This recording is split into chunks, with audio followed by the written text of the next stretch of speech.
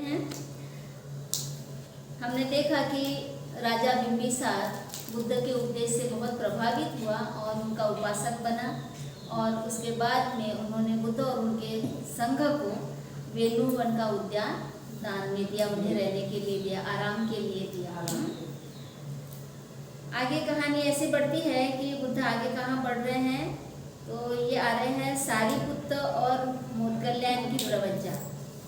सारिपुत्र मोदगल्यान हमारे लिए नाम नया नहीं है, जाना माना नाम है कि बुद्ध के ये बहुत ही अच्छे वरिष्ठ और विद्वान भिक्षु हुए हैं और इनकी प्रवज्जा कब और कैसे हुई वो इस कहानी में बताया गया है। उस समय संजय नामक परिव्राजक राजगृह में 250 परिव्राजकों की बड़ी जमात के साथ निवास करता था। एक नया नाम आ रहा है संजय। संजय कौन था? एक परिव्राजक था। हमने सामान्य फल सूत्र में संजय का नाम पढ़े, संजय वेलट्ठी पुत्र है ना, उसकी अपनी एक विचारधारा थी और उस विचारधारा का वो प्रचार प्रसार करता था और बहुत सारे लोग उसे बहुत मानते भी थे। तो यहाँ पर पता चल रहा है कि वही संजय वेलट्ठी पुत्र एक जो परिव्राजक था वो राजगृह में ही निवास कर रहा था और उसके शिष्य थे 250। वही संजय था ये वही संजय था। सारिपुत्र और मोदगल्यान संजय परिव्राजक के ही शिष्य थे। उन्होंने आपस में प्रतिज्ञा की थी, म्हणजे सारिपुत्र और मोदगल्यान इन्होंने आपस में एक प्रतिज्ञा की थी, जो पहले अमृत को प्राप्त करेगा। अमृत का सेंस यहाँ पर यह है कि जो सही ज्ञान को प्राप्त करेगा या सही उत्तम चीज को प्राप्त करेगा, है ना, तो वह दूसरे से कहे। उस समय आयुष्मान अश्वजित का नाम हमने कब सुना? वो लास्ट वाले और उसमें 5 परिव्राजकों में 5 परिव्राजकों में वो जो अश्वजित था षड्वर्गीय भिक्षुओं में वो अलग, और ये जो अश्वजित है ये 5 परिव्राजक जो सारनाथ में रहते थे, जिनको पहला उपदेश बुद्ध ने दिया था, उनमें से एक है अश्वजित। पूर्वाह्न समय सुआच्छादित हो यानी अच्छे से अपने शरीर को ढककर, पात्र और चीवर ले, अति सुंदर प्रतिक्रांत अवलोकन विलोकन के साथ, संकोचन और प्रसारण के साथ नीची नजर रखते संयमी ढंग से राजगृह में भोजन के लिए प्रविष्ट हुए, भोजन की चारिका के लिए, पिंडपात के लिए प्रविष्ट हुई। कौन? अश्वजित। अश्वजित भिक्षु। किस तरह से उसका वर्णन किया गया है? पूर्वाह्न के समय यानी दोपहर के पहले, दोपहर होने से पहले का समय है। अच्छे से अपने शरीर को ढककर, चीवर अच्छे से पहनकर, हाथ में पिंडपात लिए, पात्र लिए और बड़े ही साधारण ढंग से, शांत ढंग से, साधारण ढंग से नीची नजर रखते हुए संयम से वो पिंडपात के लिए राजगृह की सड़क पर चल रहे थे। अब सारिपुत्र बोलेंगे पाली में और हिंदी में लिखा है सारिपुत्र, हिंदी और संस्कृत एक ही है। सारिपुत्र परिव्राजक ने आयुष्मान अश्वजित को अति सुंदर आलोकन विलोकन के साथ नीचे नजर रखते संयमी ढंग से राजगृह में भोजन की चारिका के लिए घूमते देखा। देखकर उनको हुआ, लोक में अरहत या अरहत के मार्ग पर जो आरूढ़ है, यह भिक्षु उनमें से एक है। मतलब अश्वजित को इस तरह बहुत ही सुंदर तरीके से, वस्त्र भी अच्छे से पहने हुए हैं, पात्र भी है, चेहरे पे शांत भाव है और चलने की गति में भी शांतता है और नीची नजर से चल रहे हैं। तो देखकर सारिपुत्र को ऐसा लगा जैसे इस लोक में, ये जो लोक है इसमें अरहत या अरहत के मार्ग पर जो आरूढ़ है, एक तो ये अरहत है, ये अरहत के मार्ग पर आरूढ़ है, उनमें से ये एक भिक्षु हो सकता है। इस लोक में जितने भी लोग एक तो अरहत हुए हैं या अरहत होने के मार्ग पर चल रहे हैं, इनमें से ये कोई एक लग रहा है, ऐसा सारिपुत्र के मन में आया। क्यों न मैं इस भिक्षु के पास जा पूछूं, आउस यानी आयुष्मान, तुम किसको गुरु करके साधु हुए हो, यानी तुमने किसको गुरु माना है, किसके तुम शिष्य हो, कौन तुम्हारा गुरु है, तुम किसके धर्म को मानते हो। फिर सारिपुत्र परिव्राजक के चित्त में हुआ, पहला भाव ये आया कि मैं जाकर ये पूछूं कि तुम्हारा गुरु कौन है, तुम किसके शिष्य हो। लेकिन दूसरे ही क्षण उनका विचार बदल गया और ये विचार आया कि यह समय इस भिक्षु से प्रश्न पूछने का नहीं है, ये सही समय नहीं है। क्यों सही समय नहीं है? क्योंकि यह भोजन की चालिका कर रहा है ना, भोजन के लिए चालिका कर रहा है। क्यों न मैं इस भिक्षु के पीछे हूँ, मतलब पीछे पीछे चलूँ, डिस्टर्ब हो जाएगा है ना, बीच में जाकर उससे सवाल जवाब करेंगे तो डिस्टर्ब हो जाएगा। वो इतने सुंदर तरीके से, शांत तरीके से अपना काम कर रहा है। इसलिए आयुष्मान अश्वजित राजगृह में भिक्षा के लिए, यहाँ पे भिक्षा शब्द ही आया है, मतलब पिंडपात के लिए घूमकर पिंडपात को ले चल दिए। मतलब उन्होंने घूम कर पिंडपात लिया है ना, यानी पात्र में पिंड लिया। पिंड यानी भोजन, मुट्ठी भर भोजन, इसे पिंड कहते हैं। अपने पात्र में लिया घूम कर, और फिर उसके बाद में उसे लेकर वो दूसरी तरफ चले गए। तब सारिपुत्र परिव्राजक जहाँ आयुष्मान अश्वजित थे वहाँ गया। जाकर आयुष्मान अश्वजित के साथ यथा योग्य कुशल प्रश्न पूछा, एक और खड़ा हो गया। यथा योग्य कुशल प्रश्न पूछा यानी तुम कैसे हो, ठीक तो हो, इस तरह से कुशल से पूछना। और खड़े हो गए। खड़े होकर सारिपुत्र परिव्राजक ने आयुष्मान अश्वजित से कहा, आउस, तेरी इंद्रियां प्रसन्न है।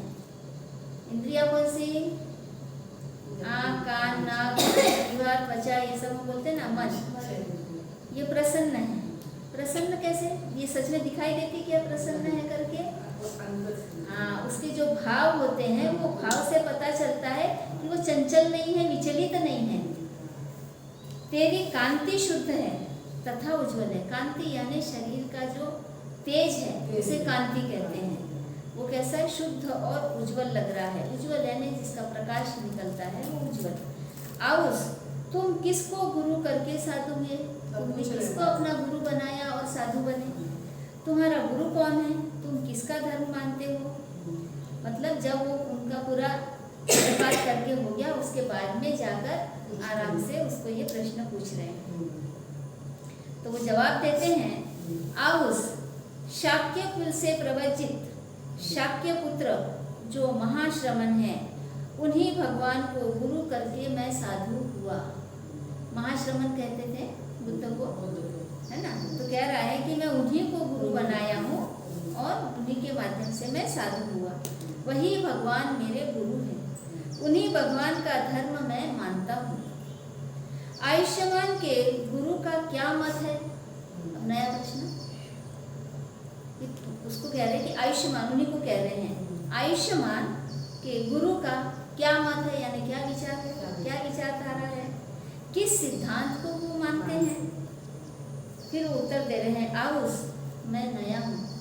क्या कह रहे हैं? मैं नया हूँ, इस धर्म में अभी नया ही साधु हुआ हूँ, नया नया प्रवचित हुआ हूँ। विस्तार से मैं तुम्हें नहीं बतला सकता, इसलिए संक्षेप में तुमसे धर्म कहता हूँ। देखो, बड़ी ईमानदारी से वो कह रहा है कि मैं नया नया परिव्राजक बना हूँ, उनका शिष्य बना हूँ, और मैं विस्तार से तुम्हें धर्म नहीं बतला सकता। यहाँ तो ऐसा होता है कि कक्षा में एडमिशन लिए फिर भी समझते हैं कि मुझे बहुत मालूम है, और इसलिए आगे आगे आगे आगे बोलते हैं। समझ रहे हैं? बिना पूछे भी बोलते हैं। और ये देखो शिष्य अश्वजित, इनसे प्रश्न पूछा जा रहा है, फिर भी क्या बोल रहे हैं? मैं नया हूँ, मैं विस्तार से नहीं बता सकता। तब सारिपुत्र परिव्राजक ने आयुष्मान अश्वजित से कहा, अच्छा उस थोड़ा बहुत जो हो कहो, सार ही को मुझे बतलाओ। मतलब तुमने जो भी सीखा है, थोड़ा सा भी सीखा है, उसका सार ही मुझे बतला दो, नहीं विस्तार से बतला सकते तो वो क्या कह रहे? सार ही से मुझे प्रयोजन है, क्या करोगे बहुत सा विस्तार कहकर? ये कह रहा है सारिपुत्र सारिपुत्र, मुझे सार से ही प्रयोजन है, मैं सार ही सुनना चाहता हूँ, बहुत सारा विस्तार कह के क्या। तब आयुष्यमान अश्वजित ने सारिपुत्र परिव्राजक से यह धर्म पर्याय कहा। पर्याय मतलब उपदेश। क्या कहा? हेतु, हेतु का मतलब होता है कारण। हेतु कारण से, यानी हेतु से उत्पन्न होने वाली जितनी वस्तुएं हैं, हर वस्तु किसी न किसी हेतु से उत्पन्न हो रही है, किसी न किसी कारण से उत्पन्न हो रही है। उनका हेतु है यह तथागत बतलाते हैं।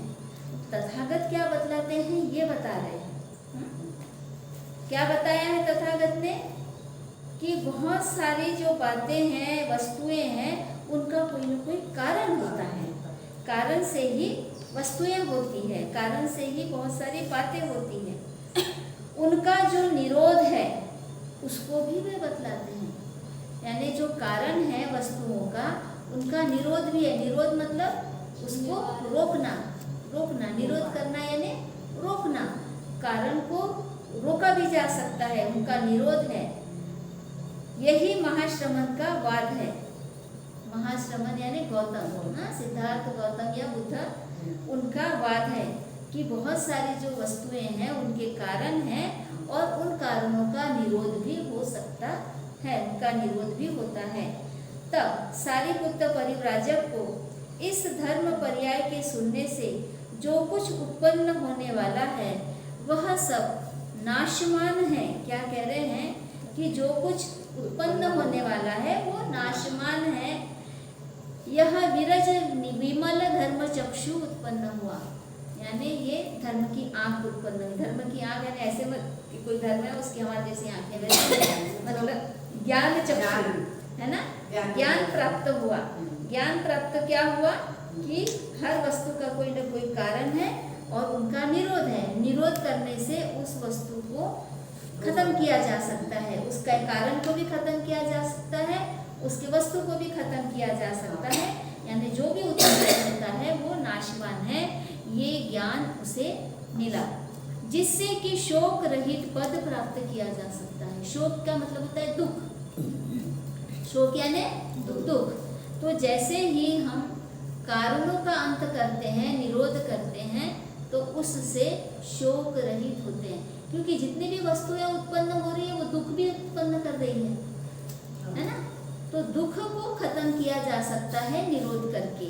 शोक रहित पद प्राप्त किया जा सकता है, यानी सुखी हो सकते हैं, शांत हो सकते हैं। और जिसे कि कल्पों से लाखों बिना देखे छोड़ से दुख का अंत हो सकता है, हम शोक रहित हो सकते हैं। कल्प का मतलब है वो एक तरह की गिनती है।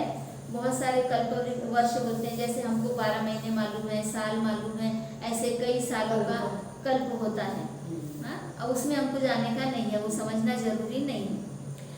तब सारिपुत्र परिव्राजक जहाँ मोदगल्यायन परिव्राजक था वहाँ गया।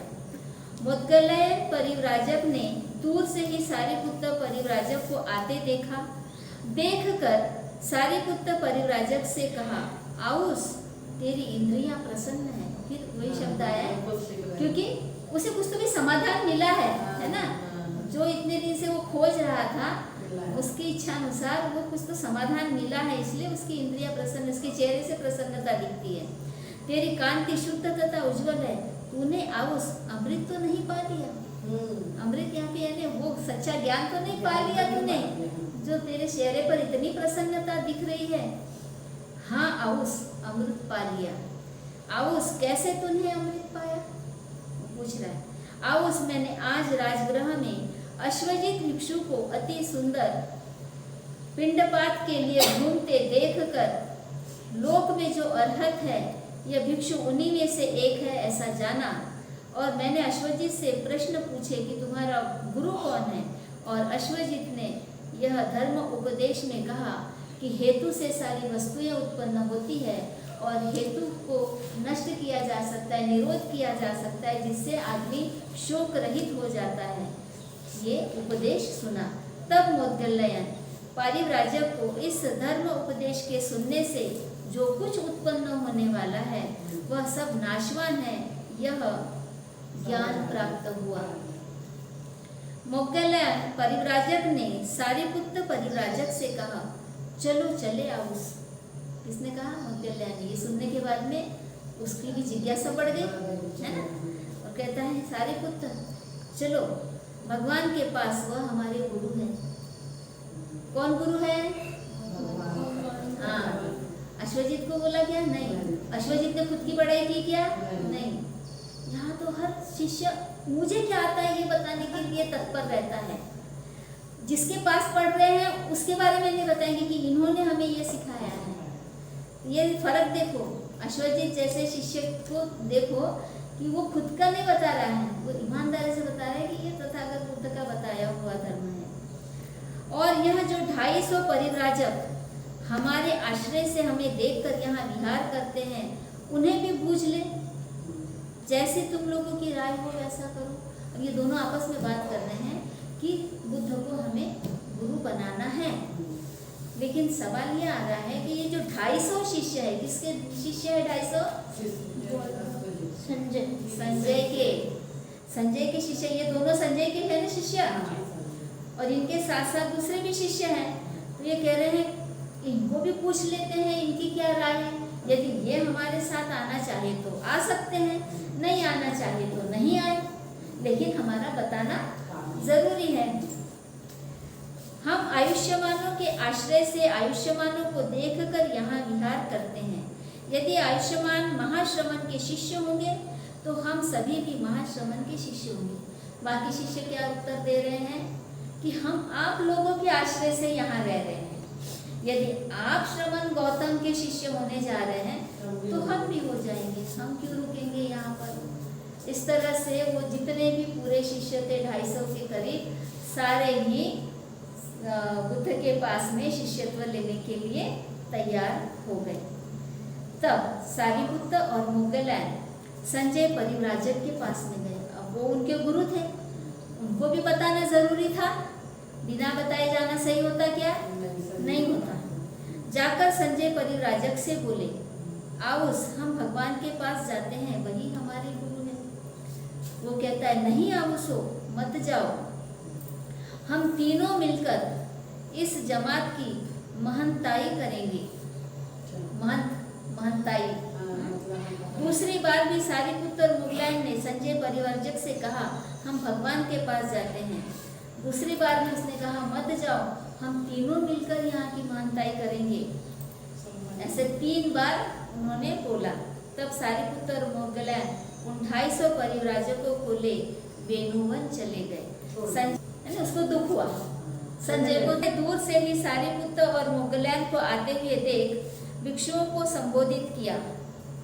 भिक्षुओं, यह 2 मित्र कोलित, असली नाम है कोलित, किसका? मोगलायन का, और उपतिष्य यानी सारिपुत्र, ब्रैकेट में सारिपुत्र लिखा है, उपतिष्य भी उसका एक नाम है, आ रहे हैं। यह मेरे प्रधान शिष्य युगल होंगे, भद्र युगल होंगे।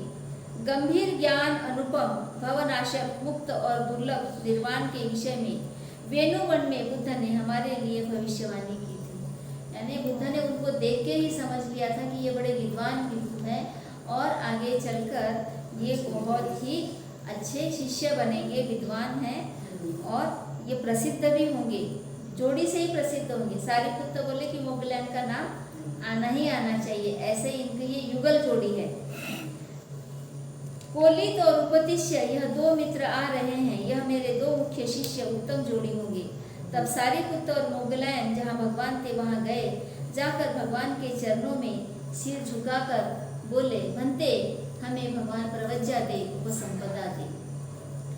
भगवान ने कहा, भिक्षुओं जाओ, यह धर्म सुव्याख्यात है, अच्छी प्रकार दुख के क्षय के लिए ब्रह्मचर्य का पालन करो। उपसंपदा दी और क्या कहा कि ये जो धम्म है जो मैंने बताया है, ये बड़े अच्छे से व्याख्या किया हुआ धम्म है, बड़ा स्पष्ट है और इसे अच्छे से जानो, अच्छे से समझो, आचरण में उतारो और अच्छी प्रकार से अपने दुख का अंत कर दो। दुख का क्षय करना यानी दुख का अंत करना, उसे खत्म करना।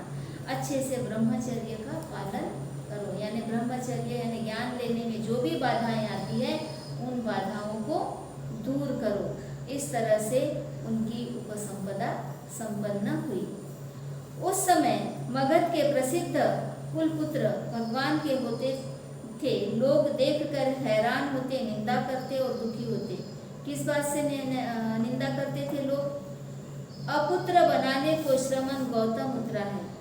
देखो लोग कैसे निंदा कर रहे हैं, क्योंकि बहुत सारे लोग प्रभावित हो रहे हैं और भिक्षु बन रहे हैं। हालांकि ये पहले से परिव्राजक थे, संजय के शिष्य थे, लेकिन और भी बहुत सारे लोग प्रभावित होकर बुद्ध के पास में आ रहे थे भिक्षु बनने के लिए, तो लोग उनकी निंदा करने लगे थे, बुद्ध की निंदा करते थे, है ना? सबको छोड़ हाँ। बुला रहे हैं। क्या कर रहे हैं? विधवा बनाने को श्रमण गौतम उतरा है। यानी जो शादीशुदा है वो पुरुष अगर इधर आ जाता है तो उसकी पत्नी विधवा की तरफ हो जाएगी। अगर किसी पुरुष की शादी नहीं हुई है तो अगर वो आती है तो कोई महिला है वो अपने बेटे से वंचित हो जाएगी। यानी इस तरह से अपुत्र बनाने और विधवा बनाने का काम श्रमण गौतम कर रहा है। कुल नाश के लिए श्रमण गौतम उतरा है। उतरा है मतलब वहाँ आया है। अभी उसने 1 सहस्त्र जटिलों को साधु बनाया। इन 250 संजय के परिव्राजकों को भी साधु बनाया। अब मगध के प्रसिद्ध कुलपुत्र भी श्रमण गौतम के पास साधु बन रहे हैं। वह भिक्षुओं को देख इस गाथा को कह ताना देते थे। कैसे ताना देते थे? महाश्रमण मगधों के यानी राजगृह के गिरि ब्रज में आया है। संजय के सभी चेलों को तो ले लिया, अब किसको लेने वाला है? लोग ऐसे ताना मारते थे देख के। भिक्षुओं ने इस बात को भगवान से कहा। भगवान ने कहा, भिक्षुओं यह शब्द देर तक न रहेगा, 1 सप्ताह बीतते लोप हो जाएगा। क्या कह रहे हैं? हम लोग भी ऐसे कहते ना, कितने दिन बोलेंगे? चुप हो जाएंगे। कुछ दिन के बाद में चुप हो जाएंगे। बुद्ध टेंशन नहीं लेते थे कि लोग मेरी निंदा कर रहे हैं, मेरे को ऐसा बोल रहे हैं, वैसा बोल रहे हैं।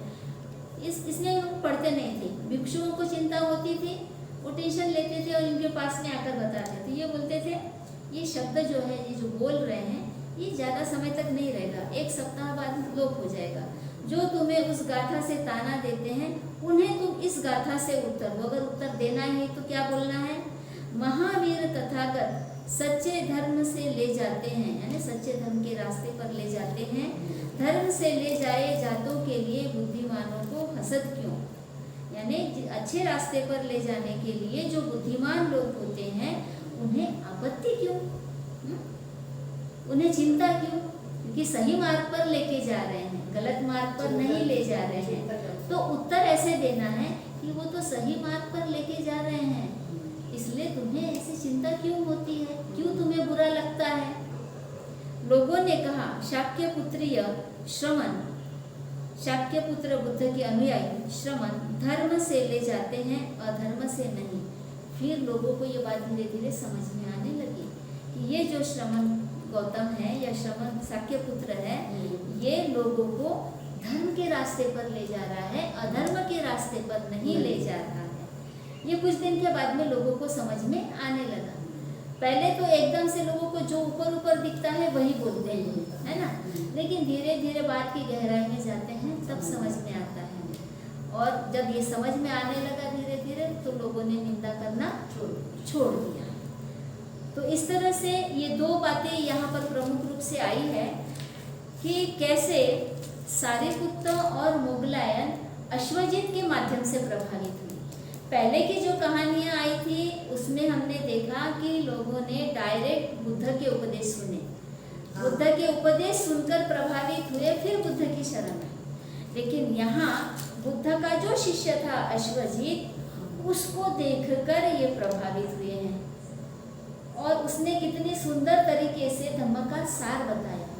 बहुत लंबा चौड़ा धर्म नहीं बताया, और सीधे सीधे कहा कि मैं बहुत विस्तार से नहीं बता सकता हूँ। जो मुझे समझ में आया उसका सार ये है कि हर वस्तु का कोई न कोई कारण होता है और कारण का निरोध किया जा सकता है, और इस वजह से हम ये मानते हैं कि सभी वस्तुएं नश्वर है, कुछ भी नित्य नहीं, सब अनित्य है।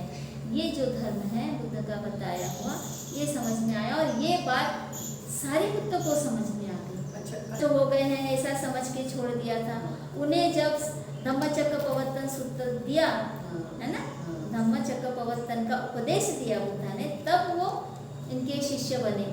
तो अश्वजित पहले ही शिष्य बन चुका था और यहाँ पर राजगृह में बुद्ध के साथ में रह रहा था और पिंडपात करने के लिए राजगृह की सड़कों पे निकला हुआ था।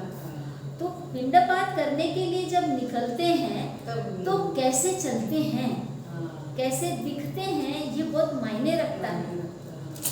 हम लोग चारिका के लिए जाते हैं तो बोलते हैं ना कि हमारे कपड़े सही से होने चाहिए, हवा से इधर उधर नहीं होना चाहिए, है ना, बराबर यहाँ पे ऐसे बांधना है ताकि कहीं कुछ दुर्घटना ना हो जाए, उड़ न जाए, और जो पात्र है वो सही ढंग से पकड़ना है, कहीं हमारे हाथ से न छूट जाए, और हमें कैसे पकड़ के खड़े रहना है, कोई वहाँ पर खाना परोस रहा है तो वो इधर उधर ना गिरे, बहुत ज़्यादा भर के नहीं लेना है, कितने सारे नियम समझाए जाते हैं।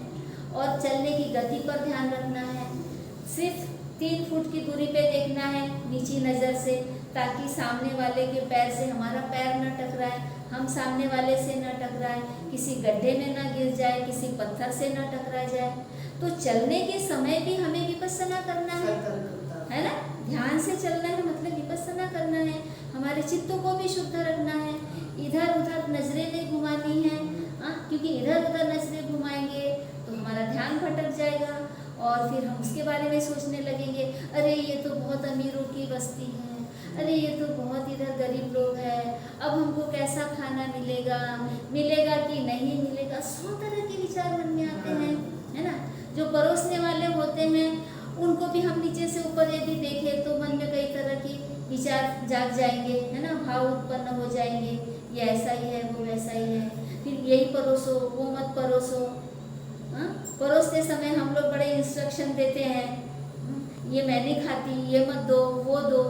पिछला सिर्फ कब मना करना है, जब तुम्हारे लायक हो जाए और अब और नहीं चाहिए तभी मना करना है, ऐसा हाथ रखना है पात्र के ऊपर में। लेकिन पर अश्वजित के माध्यम से हमें ये पता चल रहा है कि उसकी मतलब चाल कैसी थी, है ना, कितने धैर्य से, शांति से चल रहा था, संयम से चल रहा था। वर्णन कितना सुंदर है कि पूरा शरीर आच्छादित था। और ये देखकर, ये फर्स्ट लुक है उसका, है ना, आदमी को हम देखते हैं तो देखने का पहला प्रभाव हमारे ऊपर पड़ता है कि कितना अच्छा है, उसके चेहरे पर तेज दिख रही है, उसके चेहरे पर प्रसन्नता दिख रही है, उसके चेहरे पे शांति दिख रही है। वो कहते हैं ना, इसकी इंद्रियां प्रसन्न दिख रही है। इंद्रियां प्रसन्न मतलब चेहरे पे प्रसन्नता दिख रही है ना, वो खुश नजर आ रहा है, टेंस नजर नहीं आ रहा है ना, चिंता में नजर नहीं आ रहा है। तो आदमी ये देखकर ही पहले प्रभावित होता है। इसलिए हम कहते हैं कि चलता फिरता जो भिक्खु है, चल रहा है, चाहे वो प्रचार के लिए चल रहा हो, चाहे वो पिंडपात के लिए चल रहा हो, कहीं पर भी चल रहा हो, कहीं भी प्रवास कर रहा हो, तो वो एक तरह से लोगों को कुछ न कुछ सिखा रहा होता है। चलती फिरती पाठशाला जिसे हम कहेंगे, हर एक भिक्खु एक चलती फिरती पाठशाला है। अब हम भिक्खुनी भी जोड़ते हैं उसमें कि हर एक भिक्खुनी भी एक पाठशाला है, चलती फिरती पाठशाला है। लोग हमें देखते हैं, हमारा ऑब्जर्वेशन करते हैं कि इनके कपड़े पहनने का ढंग कैसा है, इनके चलने का ढंग कैसा है, इन प्रभावित हो गए उससे, तो वो क्या कर रहे हैं कि इनको हम गुरु मानेंगे, बुद्ध को, और बुद्ध के पास में आगे का ज्ञान लेंगे, क्योंकि इनके पास में अमृत मिल रहा है। कौन सा अमृत? ज्ञान अमृत मिल रहा है ना, जिससे कि जीवन में उजाला हो जाएगा, यहाँ बुद्धि में उजाला हो जाएगा। तो इस तरह से हमने यहाँ से ये एक सबक सीखा है। और दूसरा सबक ये सीखा है कि जब बुद्ध की तरफ आकर्षित हो रहे थे लोग और बड़ी मात्रा में भिक्खु बन रहे थे, तो लोगों में हलचल पैदा हो गई, समाज में हलचल पैदा हो गई कि ये तो हमको निपुत्र बना रहा है, महिलाओं को विधवा बना रहा है, सब के सब इसकी तरफ जा रहे हैं, ये कुल का मतलब विनाश करने के लिए ही आया है, इस तरह से निंदा होने लगी। लेकिन बुद्ध विचलित नहीं हुए इस बात से, निंदा से। विचलित होते तो गलत निर्णय हो जाता है ना, क्योंकि जब हम विचलित होते हैं और उस दौरान अगर कोई निर्णय लेते हैं तो अक्सर ऐसे निर्णय गलत हो जाते हैं। वो क्या? शांत भाव से बोलते हैं, ये कुछ दिन के बाद में शांत हो जाएगा। अगर वो तुम्हें ऐसा बोल रहे हैं तो तुम उनको ऐसा जवाब दो कि बुद्ध तो सही रास्ता बता रहे हैं, तुम्हारे बच्चों को सही रास्ते पर लेके जा रहे हैं, और धीरे धीरे उनको ये बात समझ में आएगी। नई बात लोगों के समझ में आने के लिए समय लगता है ना। जो पहले से चला आ रहा है उसको तो लोग आसानी से ले लेते हैं, उतना सोचते नहीं हैं कि ये सही है या गलत है, लेकिन कोई नई बात आती है तो आसानी से स्वीकार नहीं होती है, जब तक कि उनके बुद्धि को वो पटती नहीं। वो पहले उसको जांचेंगे, परखेंगे, देखेंगे कि इससे लाभ हो रहा है या नहीं हो रहा है। अभी हम देख रहे हैं कि हमारे समाज में इतनी बुराइयां हैं, इतनी अपराधी प्रवृत्ति के लोग हैं। अगर वो यहाँ पर कुछ दिन के लिए आते हैं, सीखते हैं, तो कुछ लोगों के मन में भय पैदा हो जाता है कि ये तो साधु सन्यासी बना रहे हैं हमारे बेटे बेटी को। घबराते ना माता पिता, रिश्तेदार, अरे अभी इनकी शादी नहीं होगी क्या, ये तो चीवरधारी हो गई है, अब क्या होगा, इतनी युवा लड़की कैसे क्या सन्यासी बन गई। अनुभव आते हैं अपने को। लेकिन यदि उनको ये समझ में आ जाए कि यहाँ पर ये ज्ञान के रास्ते पर आए हैं, ये उनको दुखों से मुक्त करने का रास्ता है, जब ये समझ में आ जाएगा तो विरोध कम हो जाएगा, अपने आप स्वीकृति बढ़ती जाएगी और धीरे धीरे ये स्वीकृति बढ़ रही है। हम देखते हैं कि 5 साल पहले लड़कियां चीवरधारी होना नहीं चाहती थी, घर के लोग भेजना नहीं चाहते थे, लेकिन इन 5 सालों में लोगों में धीरे धीरे ये बात आ गई है, समझ में आ गई है कि लड़कियों का भी चीवर पहनना जरूरी है। लड़कियां यहाँ जाएगी तो कुछ सीखेगी, अच्छे रास्ते पे चलेगी, उसके जीवन का सार्थक होगा, वो ज्ञानी बनेगी। सभी गृहस्थ हो जाए ये भी जरूरी नहीं, और सभी सन्यासी हो जाए ये भी जरूरी नहीं, लेकिन जो कर सकता है, जिसमें जो क्षमता है वो होना चाहिए, है ना। तो ये बात हमें यहाँ पे समझ में आ रही है कि अगर कोई निंदा करे, विरोध करे, तो विचलित नहीं होना, शांत रहना, उनको पटाखे देने का कि नहीं हम सही कर रहे हैं। अगर हम गलत कर रहे हैं तो हम कभी सक्सेस नहीं हो सकते, लेकिन सही कर रहे हैं तो देर सवेर हमको सक्सेस जरूर मिलेगा, जो बुद्धों को मिला, है ना। बाद में कितने लोग सारे बुद्धिस्ट हो गए। तो हम यहाँ पर रुकते हैं, इस कहानी का अंत यहाँ पर ही हो रहा है। साथ